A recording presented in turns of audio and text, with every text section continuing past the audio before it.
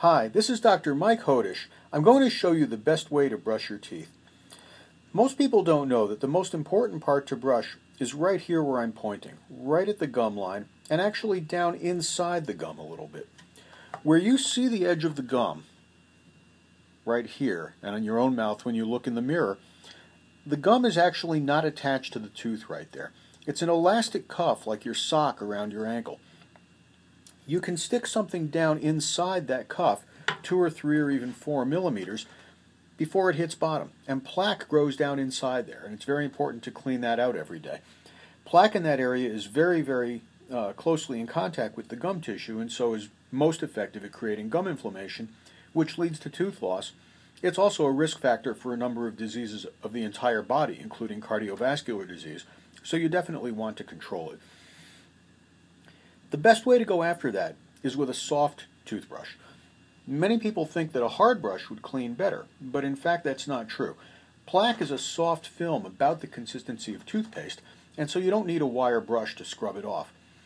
Conversely, the hard material that I'm scraping off your teeth when I clean them for you is calculus or tartar, and you know how hard I have to work on that even with a hardened steel instrument, so you're not going to dislodge that no matter what kind of toothbrush you use. Take your soft toothbrush and inspect it each day. Look at it from the end. Make sure that the bristles are still straight and parallel. If it's starting to spread by more than about 10 degrees, that's when it's time to replace it. Notice I didn't say replace it every week or every month or every 3 months or 6 months. It's not a matter of time, it's a matter of condition. Once the brush tends to spread out, it won't work as well, so you've got to replace it at that point. There's no particular advantage to any of the fancy brushes that have little rubber fingers on them or any of that. There is an advantage to electric toothbrushes, particularly if you don't have the dexterity in your hand to work a manual one effectively. I see plenty of people who can clean their teeth perfectly with a manual brush, but if you have any impairment at all, or if you're just clumsy or arthritic, an electric one is good.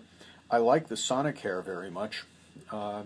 Talk to me about it for more advice about what you might want if an electric one is something that you need. Whether it's electric or manual, position is the most important thing. And with an electric one, just pretend that its batteries are dead. I still want you to brush with the motion that I'm going to show you, and superimposed on this will be the rotation or vibration of your toothbrush. You want to take the brush and lay it so it's right across the gum line. I'm going to move the camera in a little closer so you can really see here. I'm putting the brush so it's half on the tooth, half on the gum. And before I start scrubbing, I'm going to roll the brush down so it's pointed into the gum at a 45-degree angle. Let me turn the camera here and try and make it so you can see this again. It's kind of hard to get that close. So there, that shows it nicely. So I'm over the gum line, pointed down into the gum at a 45-degree angle. Now I want to put a pretty firm pressure on it, which I'm doing now. You can see how the bristles deform, and also on this side. So we've got the bristles pushed right in between the teeth and also flexing so that they go down inside the gum. Now the motion is a short stroke, only about 3/8 of an inch back and forth, 10 strokes in each place, and then advance around, always overlapping at least one tooth.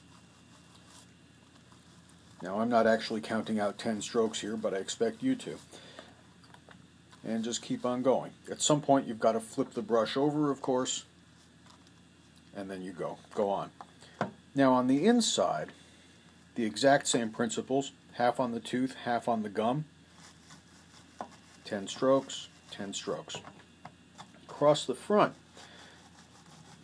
you want to go sideways. Now the mouth is rather narrow here, so that's a little difficult, but do not do this. Now that you understand about the anatomy of the cuff, you can see that you've got to go sideways even if it's a little crowded here.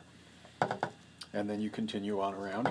On the top, it's exactly the same, except you're pointed up to get into the upper gum. That's all there is to it. Now, when you start doing this, you're going to find that you're touching some areas that you'd been missing before. They'll be a little bit inflamed, and the main symptom of that is that they'll bleed easily when you touch them with your brush or your floss. When you find bleeding, don't think that you're injuring yourself by brushing. It just means that you need to do it a little more there. It wasn't clean enough yesterday. So go to town on it, and after several days of cleaning thoroughly, you'll find it doesn't bleed anymore, and that's a state of health. Then you have to keep doing it that way every day to keep it. It doesn't get healthy and stay healthy, but the good news is it gets healthy quickly. Unfortunately, it gets sick again quickly too if you slack off, so you need to stay with it. Thank you. In our next lesson, we'll talk about flossing.